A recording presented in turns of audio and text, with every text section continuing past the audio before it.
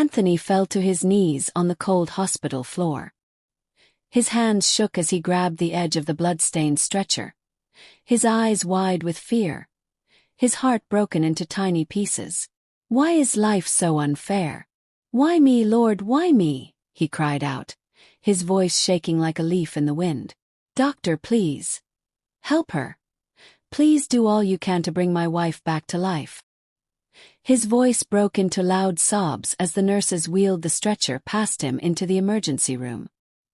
He tried to follow, but the nurses stopped him. "Please, sir, stay here. Let the doctors do their job," one of them said gently. Anthony's eyes were filled with tears. Just moments ago, he had been standing at the altar, smiling, waiting for his beautiful bride. The choir was singing softly. The guests were all seated. Everything was perfect, until his phone rang. A strange number. He picked it up. "Hello. Is this Mr. Anthony?" "Yes." "Who is this?" "There's been an accident. The car bringing your bride and her bridesmaids from Anioma. It crashed. It was very bad." The world around him froze. The phone fell from his hand. His knees gave way. Everything became blurry. But to understand what really happened, we must go back. In a small, peaceful village called Anioma, there lived a very beautiful and kind young girl named Kamsi. Her skin glowed like golden honey, and her smile could light up even the darkest night. Everyone in the village loved her, not just because she was beautiful, but because her heart was pure. She was also the best tailor in the entire village. In fact, even people from other villages came just to have Kamsi sew their clothes. Her hands were magic. Her designs were always perfect. Kamsi was the only child of her parents, Chidi and Amaka. Chidi was a strong, hard-working farmer who worked on the land every single day, while Amaka made baskets and mats from raffia palms and sold them in the market. They weren't rich, but they had enough. And most importantly, they had love. Kamsi grew up with a lot of care and protection. Her parents didn't want her to leave the village, not even to go to the city for university. They were afraid. The world was too big and too dangerous, they said. Even though Kamsi had always wanted to be a nurse, she respected their wishes and stayed back to learn tailoring. And she was so good at it. When she finished learning, her parents used their savings to open a shop for her. And soon, Kamsi's name was on everyone's lips. Every evening after dinner, Kamsi and her parents would sit in their small living room, a little lantern glowing softly on the wooden table, as they laughed, told stories and ate fruits. But not everyone was happy about Kamsi's joy. Her best friend, Chika, was her complete opposite. Chika was wild, loud, and stubborn. She didn't want to learn any skill. She refused to help her parents, saying she was too pretty to work and that one day, a rich man would marry her and take her to the city. Chika and Kamsi had been friends since they were small, but the truth was, Chika was jealous. Deep inside her heart, she hated how everyone adored Kamsi. She hated that Kamsi was beautiful, kind, and talented. She hated the love between Kamsi and her parents, but she never showed it. She smiled in front of Kamsi and laughed with her. Behind her smile, though, was a storm. A storm filled with envy and bitterness. Many people in the village wondered why Kamsi was still friends with someone like Chika. They warned her. "She will drag you into trouble someday," one old woman said. But Kamsi would always reply gently, "Nobody is perfect. Chika just needs time to find her way." But Chika wasn't trying to change. She was looking for a way to destroy. One hot afternoon in December, Chika was walking back from the stream when a shiny black car slowed down beside her. A handsome young man leaned out from the driver's window and asked in a polite voice, "Excuse me, please. Do you know any good tailor around here? I have some clothes I want to amend." Chika's heart jumped. He looked so fine. Clean, fresh, and very rich. She smiled sweetly. "There's one tailor close by," she said quickly, pointing him toward a small, average tailor shop, not Kamsi's. But fate had other plans. The tailor in that shop was too busy and didn't have time for the young man. So he kindly directed him to Kamsi's shop, saying, "Go to Kamsi. She's the best in the village. When Anthony got to Kamsi's shop, she was bent over her sewing machine, focused and quiet. She looked up and smiled warmly when he walked in. "Good afternoon," she said. "You're welcome." Anthony smiled back. "Good afternoon. I need help with these clothes," he said, showing her the items. Kamsi glanced at them. "I have a lot of work, but I can help you." "Thank you," Anthony said. "That's very kind." As she began working on the clothes, they started to talk. "My name is Anthony," he said. "I haven't been to this village in 20 years. I grew up in America. My parents are Dr. and Mrs. Eugene." Kamsi was surprised. "You're Dr. Eugene's son?" she asked. "Yes," he replied. Kamsi smiled. "Your father is a great man. The first medical doctor from Anioma. He always helps people when he visits. I didn't know he had such a humble and kind son." They laughed. The conversation flowed like music. It felt as though they had known each other for years. There was no awkwardness, just smiles, laughter, and warmth. When she finished mending the clothes, Anthony was pleased. He paid her, thanked her again, then paused. "Can we exchange numbers?" he asked softly. Kamsi nodded, smiling shyly. "Yes, we can." And that was how it began. Not just a love story, but something deeper. Something fate had already written. That night, Anthony laid on his soft bed in his father's big house, looking up at the ceiling. The fan spun slowly above him, but his heart was racing fast. He smiled to himself as he thought about Kamsi, the pretty tailor with a kind heart and gentle smile. "I think I like her," he whispered. "She is not just beautiful but also very kind.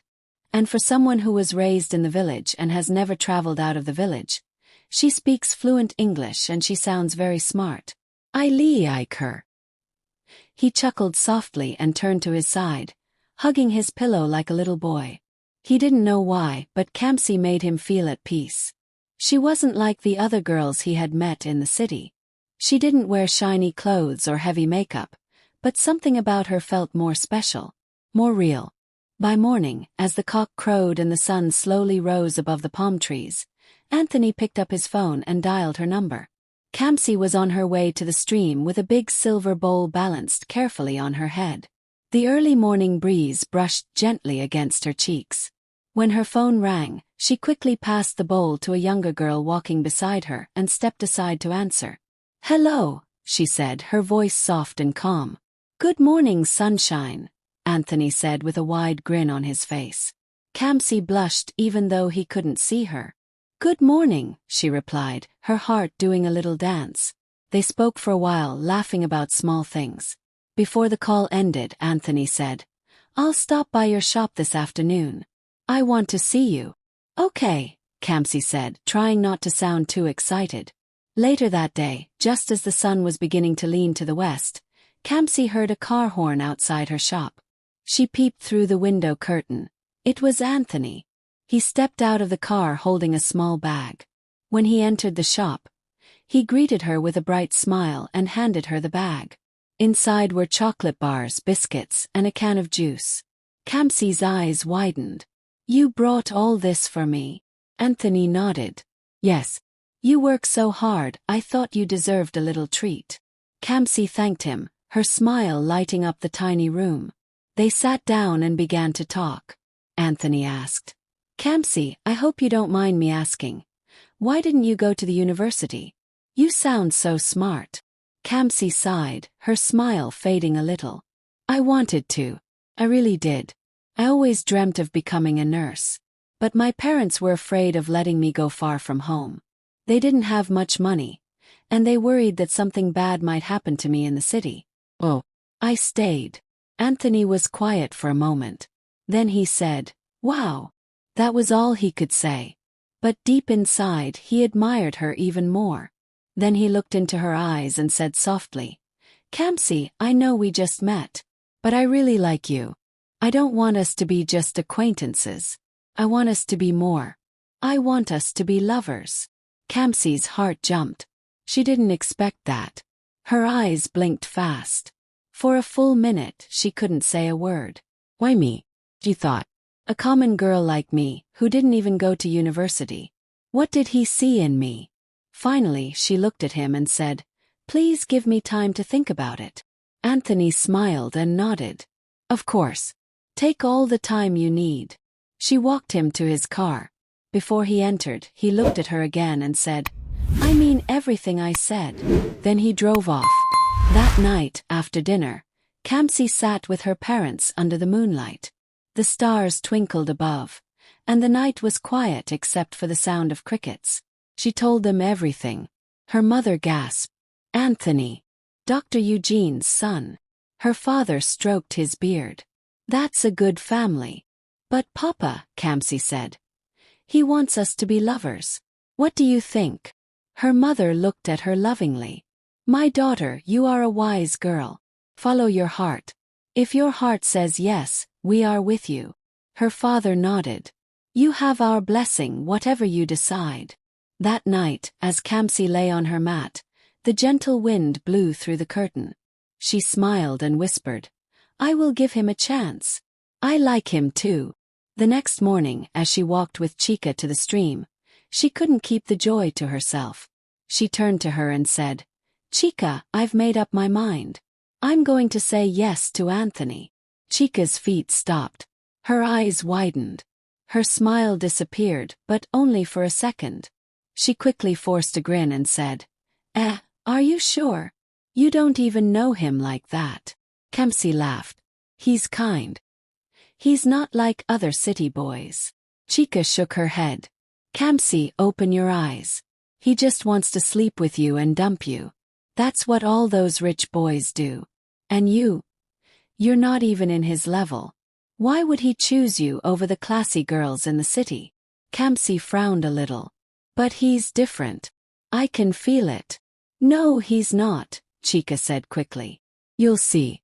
I don't want you to get hurt." But Kamsi didn't listen. Her heart was already on Anthony's side. That afternoon, as the sun shone brightly on her sewing machine, Kamsi picked up her phone and called Anthony. "I've made my decision," she said shyly. "I want to be with you." Anthony shouted with joy on the other end of the phone. "Really? Oh, Kamsi, you've made me the happiest man today.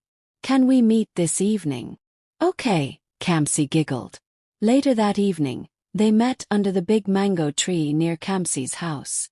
The sky was orange, and birds flew across the horizon. Anthony held her hands and looked into her eyes. "I'm going to marry you, Kamsi. I won't waste time. I will come with my parents to speak with your parents. Then we'll travel back to the city to plan the wedding." Kamsi gasped softly, tears in her eyes. "Are you serious?" "I've never been more serious in my life," he said. Kamsi couldn't believe it. Her life was changing so fast. She ran home with joy bursting in her heart and told her parents. Then she told Chika. She told her how Anthony loved her, how he brought her gifts, how he planned to marry her. Chika listened, her fists clenched inside her wrapper. She smiled outside, but her heart was boiling like hot oil. She stayed up that night, alone in her bed, staring at the ceiling. "No way," she said to herself. "She cannot get married before me. And to a rich man. Whoa. What did he even see in her? Why does everything good go to Kamsi? She will now leave me in this village and live in the city. No way. I won't let it happen." Her eyes were dark with jealousy. Her lips tightened. She had made up her mind. If she couldn't have the life Kamsi was about to live, then Kamsi wouldn't have it either. The Christmas season was full of joy and colors in Anioma village. The streets were decorated with red and green ribbons. Children sang carols, and everyone wore their finest clothes. But for Kamsi, the biggest joy wasn't the celebration. It was the moment Anthony and his parents came to her house for the small introduction ceremony. Her heart raced when they arrived. Anthony wore a white native attire with gold embroidery, and he looked more handsome than ever. His parents followed behind, smiling warmly and holding gifts. Kamsi's parents welcomed them into their small but tidy living room. The chairs were arranged nicely, and a sweet smell of fresh palm wine filled the air. Everyone sat, talked, and laughed like old friends. There was peace in the room. Smiles everywhere. Felt like two families becoming one. Then Kamsi's father brought out a neatly written list. The list for the traditional marriage rites. Anthony's parents nodded and accepted it happily. Dates were fixed. One for the traditional wedding, and another for the white wedding in the city. After the visit, Anthony didn't rush back to the city. He stayed back a little longer. Every day he was with Kamsi. Sometimes he would walk beside her to the stream, holding her hand, helping her carry her bowl. The village girls whispered and giggled whenever they saw them together. "See Lovo," they would say. He also visited her tailoring shop often, sitting beside her while she sewed clothes. He would say things like, "You're so talented. After we marry, I'll send you to the best fashion school in the whole country." Kamsi would laugh, blushing. "Are you serious? As serious as this, love?" he'd say with a wink. The villagers admired them. Some women would stop Kamsi and say, "You're lucky, my daughter. May your marriage be full of joy." But in the corner of it all, one person's heart was not dancing with happiness. Chika. Her smiles were fake, her hugs were cold, and her heart was full of envy.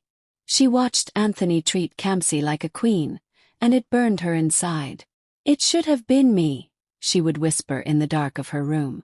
The day Anthony and his parents finally left for the city, Kamsi held his hands tightly and said, "I'll miss you so much."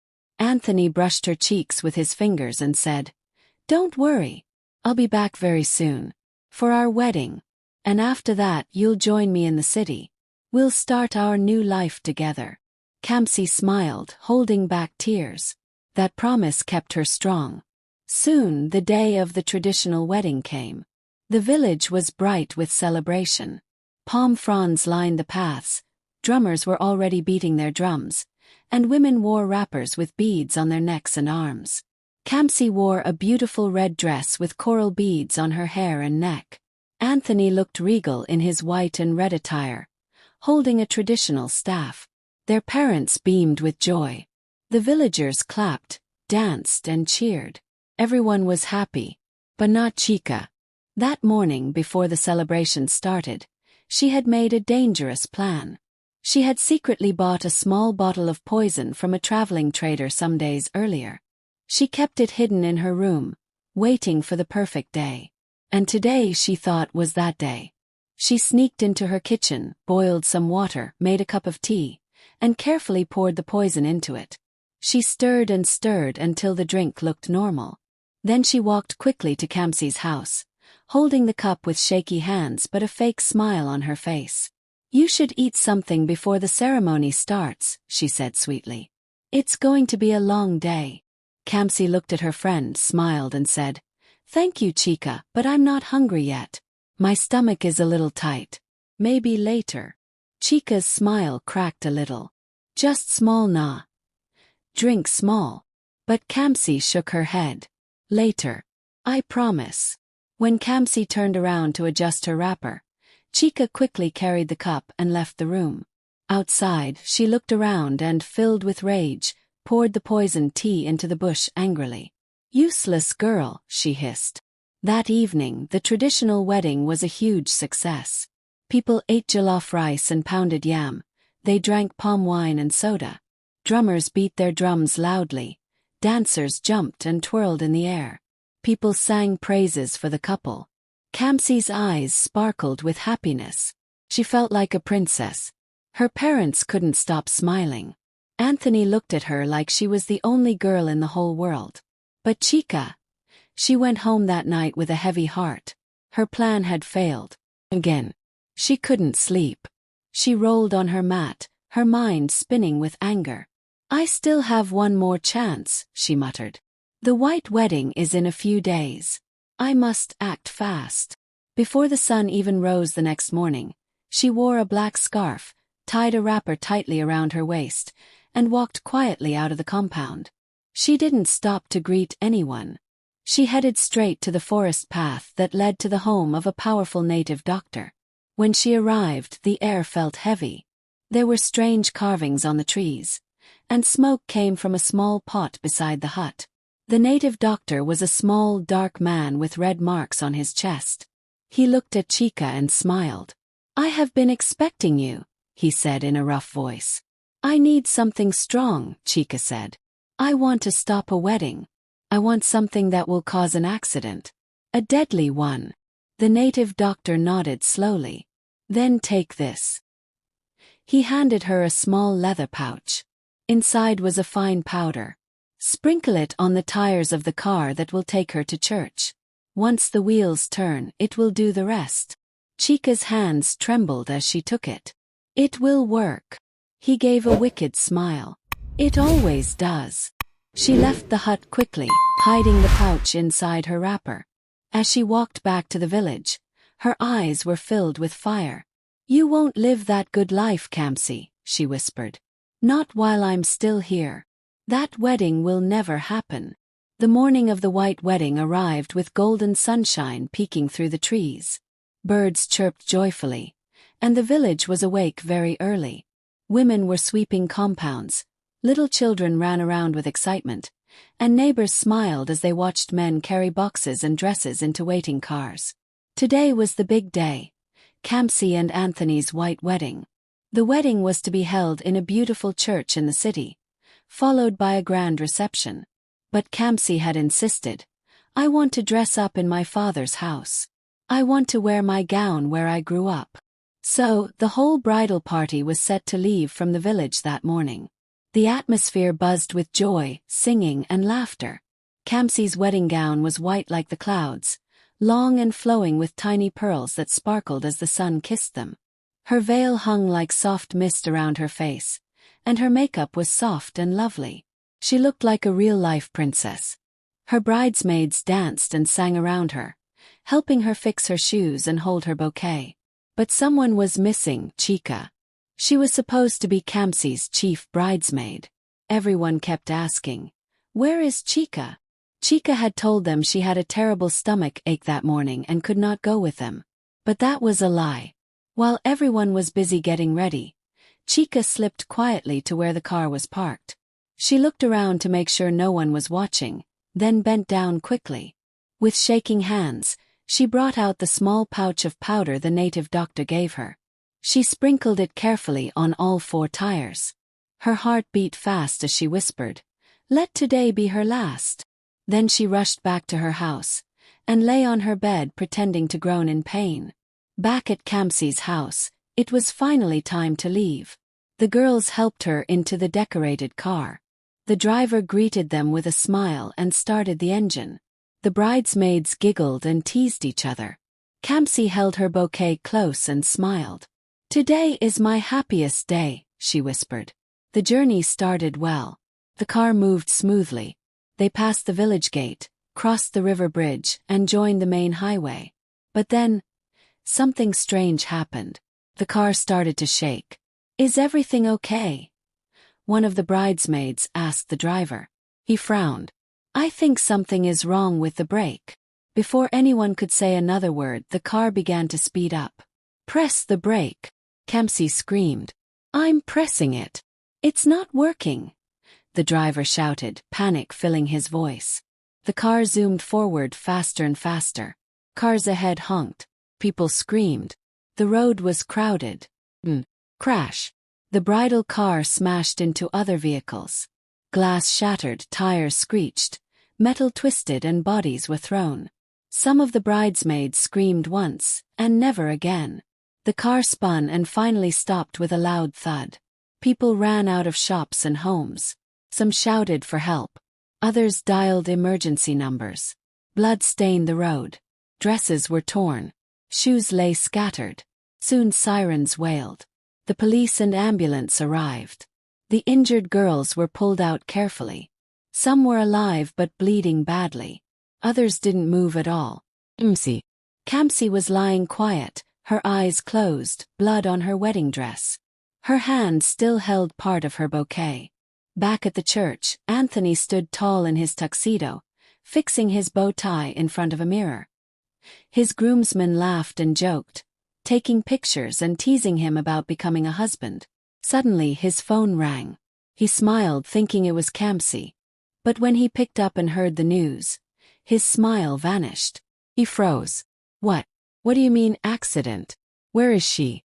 Is she okay? He screamed. The phone dropped from his hand. He fell to his knees, shouting Kamsi's name.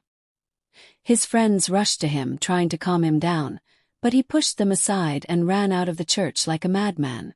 His groomsmen followed him. They all raced to the hospital where the victims were taken. When Anthony arrived at the hospital, he saw nurses rushing a stretcher down the hallway. It was Kamsi. He ran to her but was stopped. "Sir, please stand back," a nurse said. "No.